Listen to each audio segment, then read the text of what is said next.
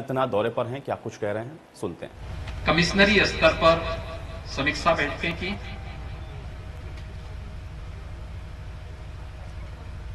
कमिश्नरी स्तर की समीक्षा बैठक में प्रत्येक जनपद में चलने वाली गतिविधियों के बारे में जानकारी लेना। यद्यपि मैं प्रदेश के अंदर हम लोगों की टीम 9 की बैठक निरंतर होती है, इन चीजों पे हम गतिविधियां वहां पर हर जनपद में होने वाली गतिविधियों की समीक्षा करते हैं, लेकिन जो आशंकाएं व्यक्त की जा रही थी कि गांव में बहुत ज्यादा संक्रमण फैल गया है और तमाम अन्य प्रकार की बातें, इसलिए फील्ड में मुझे स्वयं उतरना पड़ा था। हमारे मंत्रीगण प्रभारी जनपदों में जा रहे हैं, वहां पर उनके द्वारा प्रभावी कार्रवाई की जा रही है। प्रशासनिक टीम, स्वास्थ्य विभाग की टीम, कोरोना वॉरियर्स, स्वयंसेवी संगठन और हर तबके का व्यक्ति पूरी मजबूती के साथ इस महामारी के खिलाफ इस लड़ाई में बढ़ चढ़ करके भाग ले रहा है। आदरणीय प्रधानमंत्री जी ने कोरोना की फर्स्ट वेव में देश को कुछ मंत्र दिए थे। कोरोना पॉजिटिव को ट्रेस करना, समय से उसका टेस्ट करना, उसको ट्रीटमेंट उपलब्ध करवा देना। उत्तर प्रदेश ने इसके लिए व्यापक पैमाने पर अभियान चलाया और उस व्यापक पैमाने पर जो अभियान चलाया उसका परिणाम हमारे सामने है। हम लोगों ने अब तक 4,80,00,000 से अधिक टेस्ट संपन्न किए हैं। प्रदेश के अंदर जो आशंका व्यक्त की जा रही थी सेकेंड वेव में कि 10 मई के बाद उत्तर प्रदेश के अंदर 30 लाख से अधिक एक्टिव केस होंगे, स्थिति भयावह होगी, अनियंत्रित होगी।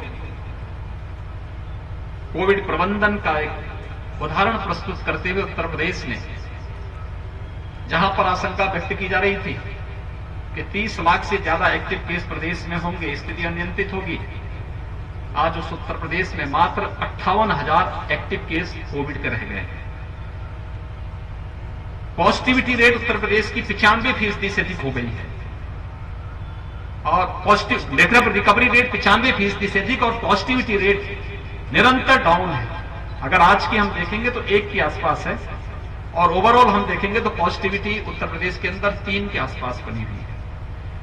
यानी पॉजिटिविटी रेट को कम करना और रिकवरी रेट को बढ़ाना इस पूरे अभियान का हिस्सा था और हम लोगों ने उसमें सफलता प्राप्त की। आज उसका परिणाम है कि हर एक जनपद में टेस्ट की क्षमता बढ़ाई जा रही है। आज ही यानी कल उत्तर प्रदेश में 3,56,000 से अधिक टेस्ट हुए। आज 3,47,000 से अधिक टेस्ट उत्तर प्रदेश के अंदर हुए हैं। टेस्ट की क्षमता को निरंतर बढ़ाया गया। निगरानी समितियां गांव-गांव जा रही हैं, स्क्रीनिंग का काम कर रही हैं, हर लक्षण युक्त व्यक्ति को मेडिसिन किट वितरित कर रही हैं। आरआरटी की टीम अगले 24 घंटे के अंदर उन सभी लोगों का एंटीजन टेस्ट कर रही है। संदिग्ध लोगों को आरटीपीसीआर टेस्ट के लिए सैंपल इकट्ठे किए जा रहे हैं और उसका एक व्यापक परिणाम सामने आया है कि पिछले 26-27 दिन में जो एक्टिव केस थे या 82 से लेकर 85% तक इसमें गिरावट आई है और निरंतर कोरोना पर प्रभावी नियंत्रण करने की दिशा में सरकार ने आगे कदम बढ़ाया है। उत्तर प्रदेश के बारे में कहा जाता था कि एक दिन में यहां 25 अप्रैल के बाद से लेकर के और मई में 1 लाख केस प्रतिदिन आएंगे। आज के जो आंकड़े हैं मात्र 3,200 पॉजिटिव केस उत्तर प्रदेश में आए हैं, पूरे उत्तर प्रदेश में आए हैं। यानी हम लोगों का जो अभियान है वो सफलतापूर्वक आगे बढ़ रहा है और इसीलिए कमिश्नरी स्तर की समीक्षा बैठकों के बाद अब मैं जनपद स्तरीय समीक्षा बैठकों के लिए निकला हूं। कल मैंने देवरिया और कुशीनगर जनपद की समीक्षा बैठक ली थी। आज मैं सिद्धार्थनगर और बस्ती जनपद की समीक्षा बैठकों के साथ साथ कोरोना प्रबंधन के साथ साथ इन जनपदों में हम लोग कैसे इंसेफ्लाइटिस से बचाव और अन्य वेक्टर बॉर्न डिजीज से भी बचाव के लिए क्या अन्य उपाय हमें करने हैं, क्योंकि पिछले 4 वर्षों के दौरान जो उपाय किए गए हैं उसके परिणाम आए हैं। उस पर आगामी रणनीति को तय करने के लिए भी आज मैं इन सभी जनपदों के भ्रमण में हूं, क्योंकि इंसेफ्लाइटिस के किस्से अगर आप देखेंगे तो गोरखपुर, बस्ती, कमिश्नरी सबसे संवेदनशील है। सबसे अधिक इंसेफ्लाइटिस से जुड़े हुए पेशेंट इन्हीं जनपदों में हैं और इसीलिए भारत सरकार के सहयोग से 4 साल पहले हम लोगों ने हर मेडिकल कॉलेज में पीको का निर्माण किया था। हर डिस्ट्रिक्ट हॉस्पिटल में पीको का निर्माण हुआ। कुछ सीएससी में भी मिनी पीको का निर्माण हुआ। ये मिनी पीको हमारे लिए या पीको पीडियाट्रिक आईसीयू, ये हमें वर्तमान में कोरोना में भी ये उपयोगी हो रहे हैं बच्चों के लिए, थर्ड वेव में भी उपयोगी होंगे और इंसेफ्लाइटिस के उपचार में भी होंगे। ये सभी कार्यक्रम लगातार सरकार की तरफ से सफलतापूर्वक आगे बढ़ रहे हैं। हमें जहां प्रत्येक व्यक्ति के जीवन को बचाना है, इसमें समय से उसके उपचार के लिए मेडिसिन उपलब्ध करवाने की व्यवस्था हो, उसके टेस्ट की व्यवस्था हो, या फिर हॉस्पिटल में भी अच्छा ट्रीटमेंट उसे मिल सके, इस प्रकार की व्यवस्था को आगे बढ़ाने का कार्य हो, या फिर वैक्सीन का कवर उसे उपलब्ध करवाने का। जनपद सिद्धार्थनगर में 1 जून से 18 से 44 वर्ष की आयु के सभी लोगों को भी वैक्सीन उपलब्ध होगा। और वैक्सीन में भी हम लोगों ने कुछ तय किए हैं। जो थर्ड वेव की आशंका व्यक्त की जा रही है, ये बच्चों पर इसका अटैक ज्यादा हो सकता है। हम लोगों ने अभी हर जनपद में पीको के गठन की कार्रवाई शुरू की है। सिद्धार्थनगर जनपद में हर विधानसभा में सीएससी, एक सीएससी में कम से कम एक मिनी पीको का निर्माण हो, इसके बारे में भी यहां पर जिला प्रशासन को आवश्यक दिशा निर्देश दिए गए हैं।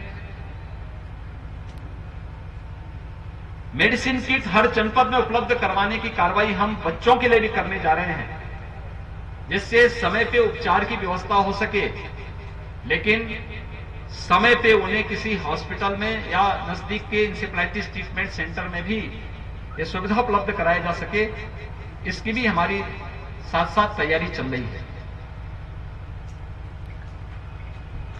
चूंकि थर्ड वेव की आशंका बच्चों पे व्यक्त की जा रही है, हमें नहीं बोलना चाहिए कि यह कामकाजी वर्ग है।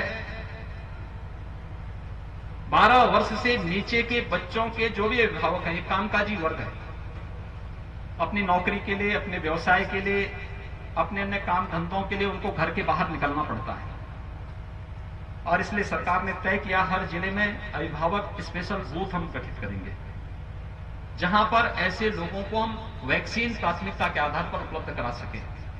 अभिभावक अगर सुरक्षित है तो बच्चा भी सुरक्षित है, उसको भी सुरक्षित रखने की तैयारी है। हम उसकी व्यवस्था भी करेंगे, लेकिन अभिभावक को भी सुरक्षित रखेंगे। दूसरा, हमने तय किया है कि न्यायिक अधिकारियों को भी हम इससे कवर करेंगे। सरकारी कर्मचारियों के लिए भी कुछ बूथ बनाएंगे, शिक्षकों के लिए भी कुछ बूथ बनाएंगे, और मीडिया के लिए भी हर जनपद में एक बूथ का गठन होगा, जहां मीडिया और मीडिया से जुड़े हुए उनके परिवार के सदस्य वैक्सीनेशन का लाभ उठा सकें। इस प्रकार का एक कार्यक्रम चल रहा है। उत्तर प्रदेश ने अब तक सर्वाधिक वैक्सीन भी दिया है। हम लोग 1,80,00,000 से ऊपर लोगों को वर्तमान में वैक्सीन दे चुके हैं और यह अभियान हमारा निरंतर आगे बढ़ रहा है। मेरी आप सबसे भी अपील है कि हम लोग जनता को कोरोना प्रोटोकॉल का पालन करने के लिए जरूर प्रेरित करें। मास्क लगाना, 2 गज की दूरी का पालन करना। अगर कहीं कोई शिकायत है, बुखार है, सर्दी जुकाम है, खांसी है, निगरानी समितियां जा रही हैं, मोहल्ला समितियां जा रही हैं, उनसे संपर्क कर रही हैं, तो बीमारी को छुपाना है। मेडिसिन किट ले लें, अपना टेस्ट जरूर करवा लें। टेस्ट कराने से कोई भागे ना, और इसमें आप लोग बड़ी भूमिका का निर्वहन कर सकते हैं। दूसरा, वैक्सीन के बारे में किसी भी प्रकार की कोई गलतफहमी और कोई भ्रामक प्रचार किसी को नहीं करने देना चाहिए। यह वैक्सीन सुरक्षा कवच प्रदान करता है हर व्यक्ति को, इसलिए वैक्सीन हर व्यक्ति जरूर लगाए। इसके बारे में फ्री में ये वैक्सीन है और ये फ्री में दी जाने वाली इस वैक्सीन को हर व्यक्ति लगा सके, इसके लिए हमें हर व्यक्ति को जागरूक करने के लिए तैयार होना पड़ेगा। आज के इस अवसर पर मुझे आप सबसे यही अपील करनी थी। सिद्धार्थनगर जनपद ने यहां के जनप्रतिनिधियों के मार्गदर्शन में, ये स्वास्थ्य मंत्री जी का स्वयं का गृह जनपद है और यहां के सभी जनप्रतिनिधियों ने